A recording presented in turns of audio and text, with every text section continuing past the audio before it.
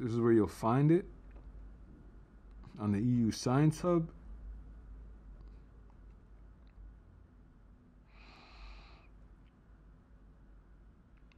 It's a long abstract, but whew.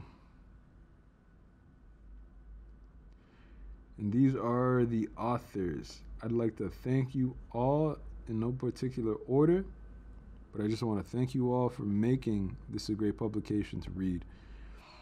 I'll probably have read it for like 3 to 4 times over by now.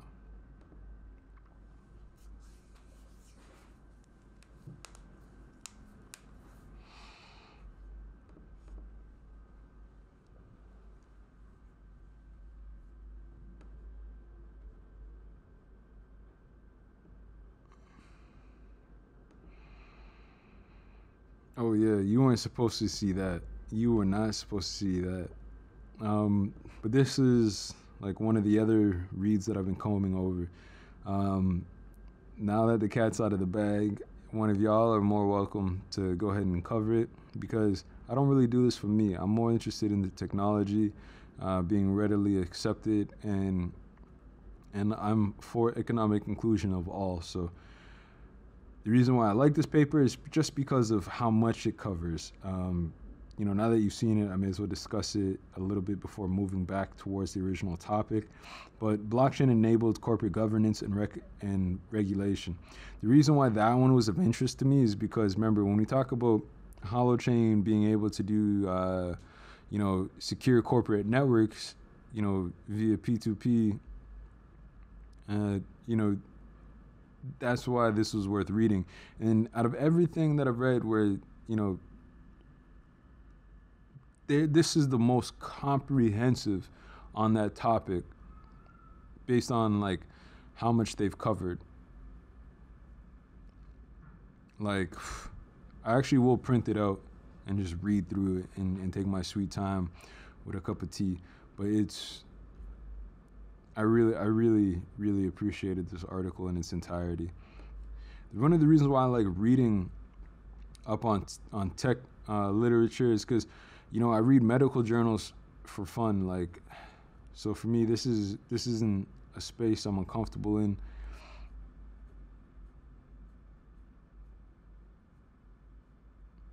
But going through the executive summary, you know, they're going to explain to you what they mean by DLTs. They're going to touch on the 3 approaches to decentralization and what they can apply: incorporativism, automatism, and infrastructural mutualism. Like, reading through this is what you want to do if you're new to market, because the perspective that it's going to provide you on the European landscape of the Internet of Things and DLT for good will help you recognize some of the places where you're going to want to put some of your money later on as far as these projects are concerned, because some of them are listed. This is where I'm really interested in, is 10 diverse projects under a closer lens and a possible combined reading that kind of covers all these aspects here, from funding models to lessons learned and future scenarios, technical architectures. But remember, Polkadot right now is trading for what? You know, roughly what, $53 Canadian? I don't know what that is, like 45 USD. They touch on Alice. When Alice popped, like, it sold. And when it just soared, like, I had some buyer's remorse. Like, and it's the kind of remorse you have as a buyer when you didn't buy any. Like, tears, man. I should have got me some Alice. Anywho, origin trails on here, and Holochain. So let's see what we got for Holochain. We pull it up. I believe there's about 10 instances that will refer us to Holochain. I also have my own version, so allow me to minimize this guy. I'll minimize this guy because I already got this guy lined up. I told you I was already reading this. So we're just going to touch on wherever we see Holochain. We're going to go look. We're going to go do dirt. And we're going to do the work. So for the projects listed, 4.2.6, you know, again, you're going to want to get used to learning how to read some of this stuff, like medical journals. I don't know if you've ever, like I'm a carpenter by trade, so knowing building codes, subsections, articles, clauses, subclauses, like that's second nature to me now. Like I've been up on this stuff. Anyways, let's see what we get for more Holochain talk. And again, I'm not giving you everything out of this because this would be another hour and you'd hate my guts. But protocols as Holochain, let's backtrack and just see what they're covering. So here they're talking about another approach on organizational experimentation with DLTs, focusing less on automation and more on autonomy and self-determination. DAOs tend to exist on DLTs where automation occurs by enforcement through their execution across a single ledger. Other DLT protocols enable actors in peer-to-peer networks to retain their own cryptographic ledgers rather than the network being determined by a single blockchain ledger. Blockchains take a data-centric approach. We've been here before, we've discussed that. For example, with Bitcoin, every node of a network maintains the same state of the network. The consensus is protected by a lot of work, which makes it possible to think of Bitcoin as one global database. Now, for example, protocols as Holochain can use what is called an agent-centric approach, focused on the digital autonomy of actors engaging with one another. Luck 2018, Brock al 2017, so which has me thinking Arthur was part of this. Each actor maintains their own history and their own tamper-proof chain of cryptographic hashes storing the actor's history. This personal ledger is controlled by the actor themselves through their private cryptographic keys. Nevertheless, there is not a major practical implementation of organizations using this kind of protocol so far, as these DLT networks are to a large extent still being built out on. In addition, they also face some of the same issues as DAO platforms in terms of wider adoption being significantly new ways of approaching and describing organization. So this is why, like, I'm interested in learning how to develop. Like, it's not only the value of it, but the fact that there's the opportunity in it. And then once market adoption, like, becomes mainstay, you're already on pace to, like, you know, take some of that pie. So I encourage you, if you don't know how to code or program, take some of your earnings and put that towards that, because it'll be one of the best decisions you ever made. Now here we are just talking about a number. This is the list of, I believe, 131 companies. So this is the summarizing of their database. So if you're here now, I would look at these coins and then try to find out what coins can be purchased and where I can obtain them. Because a lot of them are serving a useful purpose. And again, you're so early into the market that I don't think you realize like how much opportunity there is for you once you do your research and gain an understanding of what's publicly listed versus what's about to publicly list. You know what I mean? Like, different people do ICOs in different ways. Not every ICO that you see is going to be like, oh, closed to the public. Like for me, I'm disgusted when I see certain ICOs and they only want to deal with, you know, high-end investors. So a guy that, you know, like me, you know, why is my $2,500 not the same as like a Winklevoss's $2,500? I don't like that, so to speak. You know what I mean? Like, here he can buy in whatever he wants for $1, and then all of a sudden you launch at $40 a stock. Again, I'm not, you know, going out one of the Winklevoss's, but I'm just pointing out like rich name and how basically like people like you and I get left out of market. That's not inclusive. I like to go where opportunities are inclusive. So if I go to your website and it says, yo, you can buy this coin and I can hold it in a wallet, I'm gonna do that. I want to be there early, but I don't want to be left out. And I don't like how certain things are behind closed doors, when right now the whole purpose of a lot of these opportunities in the crypto sphere is participation and inclusion. So here you're going to see the name of the company, the country, the sector in which they operate, the application or utility of what they do, and then the corresponding website. So there's 131 opportunities for you to figure out what to do with your money. And if this doesn't give you a bit of hope, so to speak, then I don't know what to say. But this is, like, we don't have anything like this in Canada. I don't think there's anything like this in the US. That's shameful. We literally have to wait till Europe is done ironing whatever they iron out. And I don't have that kind of patience. I'm going to look to Europe. I'm going to study Europe. I'm going to look to Gibraltar. I'm going to study Gibraltar. And then what I learn from there, I'm going to apply here before they take another 5 years to realize it. But what I've realized with Canada and the US, it's not that they can't move at the same speed as Europe, but you have to understand the people that are going to have these conversations have an infinite amount of more wealth, and they're going to want to be able to do that before that. So before the space gets regulated in a way where we have access to certain markets, they already have the bank accounts in certain markets, and they don't mind leaving the average guy like you and me out of the equation. So I'm not waiting for regulatory oversight to permit me to have access.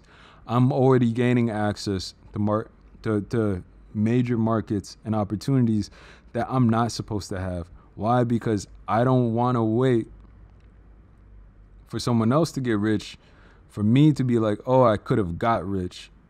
Like, if you're waiting for your exchange to list that coin, I'm sorry. Like, by the time it gets to you, it's too late. Now you're just sort of showing up somebody else's position and waiting for someone else to enter market. I don't move like that. I want to be early to the party.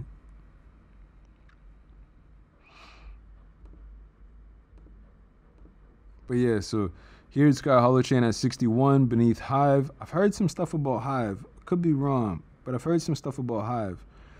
And they're going to cover governance, IT, telecommunications. What?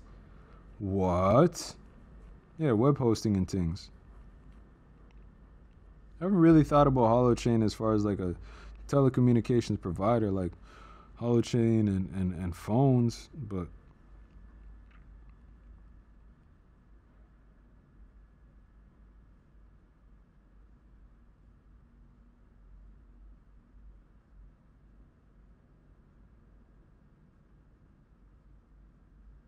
I think that's mostly going to have to do with as far as like web hosting goes, because I don't see a whole lot popping up. I do see someone with a relatively similar name.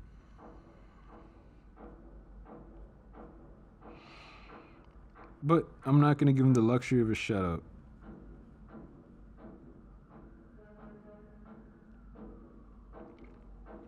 Don't mind that. There's a condo being built like everywhere.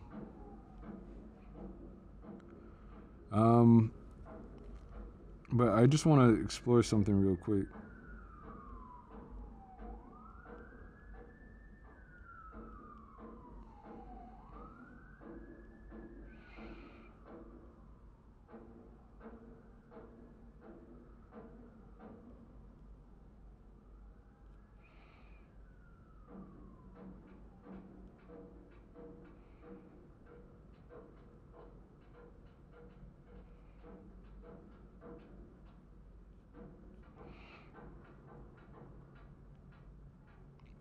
And by the way, Holochain has been covered quite a few times by the Nasdaq.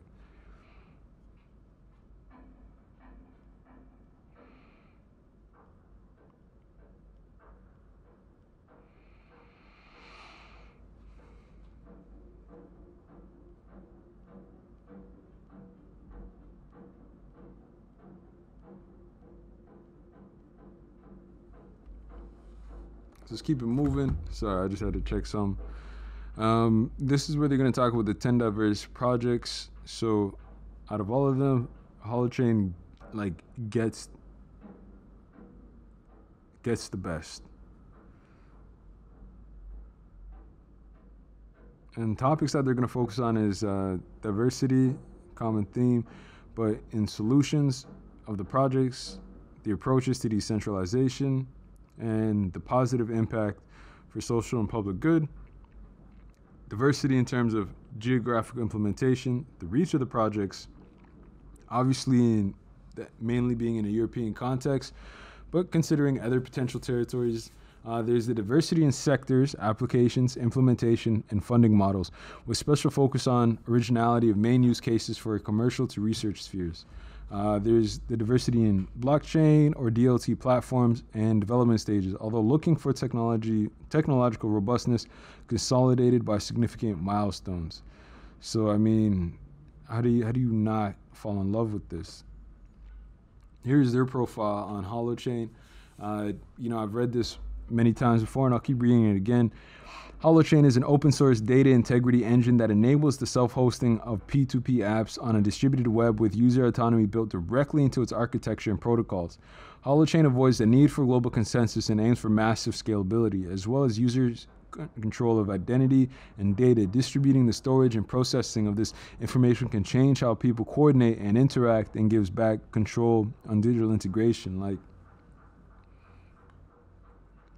Holochain would thrive in Africa. Holochain will thrive in North America. Holochain will thrive in Europe. Holochain will thrive in Latin America. And especially the Asian Pacific. Mark my words, I'm just saying that. A trillion transactions per second. But what do I know? As an organization, it's listed as a nonprofit foundation. For-profit startup is Holo. The headquarters, Gibraltar, established in 2017. Gender composition, 9 women in a core group of 30. Holochain positions itself by asking what comes after blockchain. It offers a new type of open source development framework and networking protocol where the goal is to provide a seamless experience to web users that operates in similar ways to a normal web app, but without the need of central entity. Holochain applications, apps. So again, if you made it this far, the timeline for the app store is supposed to be in 3 to 6 months. So you're looking at the value of your hot token now. And you always say, when's a good time to buy? When's a good time to sell? And I want you to ask yourself that question in 3 to 6 months. And you tell me what the value of what you're holding now is going to be worth. And when you look back at that question, you're going to be like, wow, I don't know if this aged well, but I'm glad I'm still holding because I don't care because I still got what I got. That's like the perspective I want to put in your head. Like 3 to 6 months, we could be seeing a app store rolling out and a real decentralization of things from a wallet. Like all things are possible.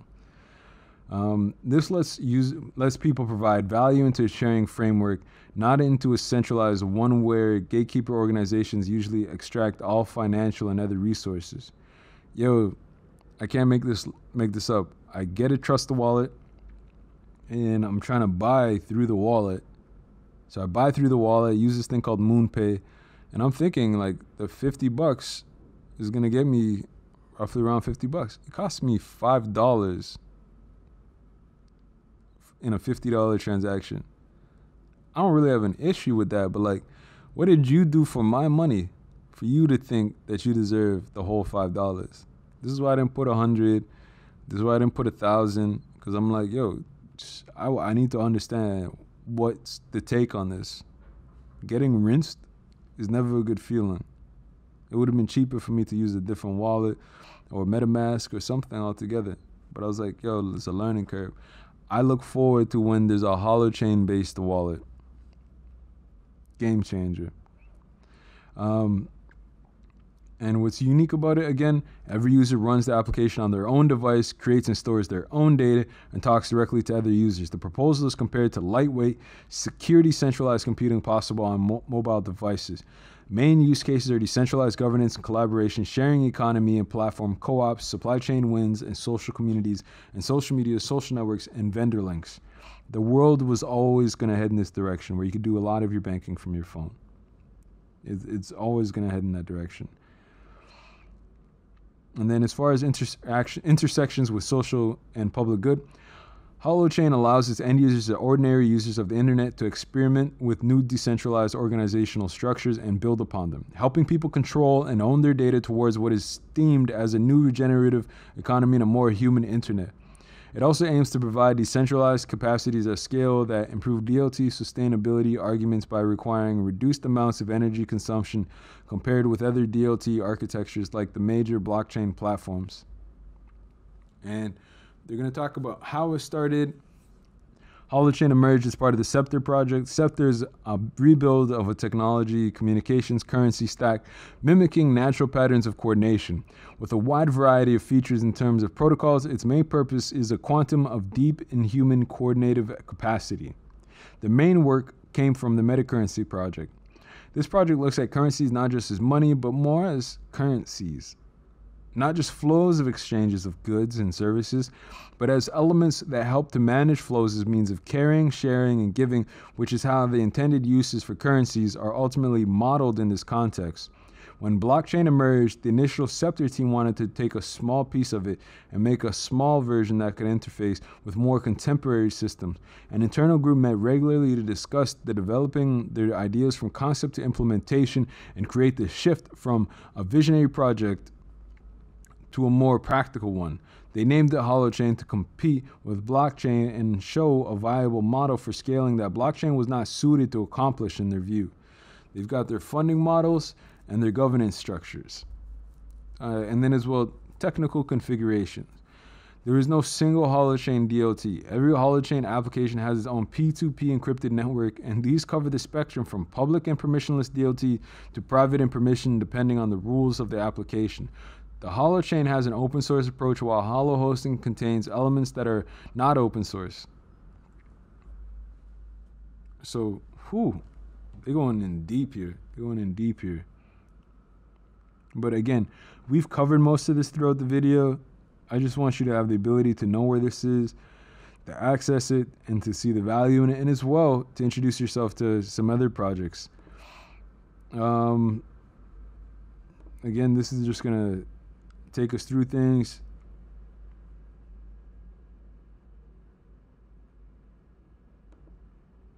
Oh wait, I saw a little something here. So to access Holochain's chain, the user signs in with a private key, which is what allows the user to write to his or her chain. Once this is done, the chain gets sharded to the distributed hash table and other nodes validated. If someone finds that rules are broken, then they mark the user's data as rejected. For an application, everybody has the same copy of the core, which means the same data and the same rules. The sharded data store works as a distributed hash table. Data can be sharded across all the nodes, but users can still be routed to the nodes that are holding the data very sensibly. This is how Holochain DLT works. It is not a single chain, but each user has their own chain of only the state changes they have made and the actions they have taken, and then they are published to a shared space at a distributed hash table. It works like an index across millions of nodes. So I mean, whoa. I just so when I see some of these other apps that, yo, I'm a blockchain solution for blockchain problems and I shard. Well, this is Holochain, and it's a first layer framework that shards, and it's not a band-aid solution. It is the solution. You know, and that's more or less where I wanted to finish off with. Again, that's about it for today. I don't got anything left in the tank. Again, I'll post everything, and I'll try to timestamp these so it's of value to you. But that's literally I don't know what else to really put this onto. You know what I mean? This has been BigBlackCrypto, and I hope y'all have a great day. Thank you kindly.